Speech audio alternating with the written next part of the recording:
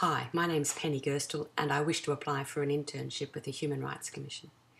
I've spent much of the last 15 years working in the area of human rights.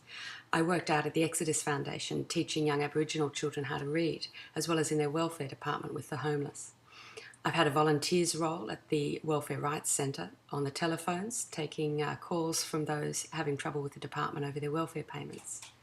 I then spent the next 10 years and continued to this day to work with asylum seekers and refugees.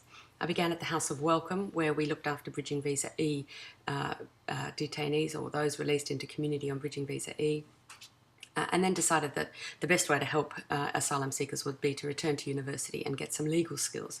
So I studied immigration law and became a volunteer at the Refugee Advice and Casework Service. I also work with the United Nations, UNHCR.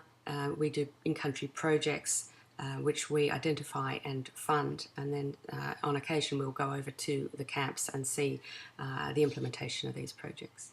More recently, I've become passionate about the disability sector. I'm working as an advocate for a young man with a severe disability who chooses to live in community. He doesn't want to live in government housing. And it's proving very difficult to persuade the government that he has a right to choose his style of accommodation and to receive some funding for that.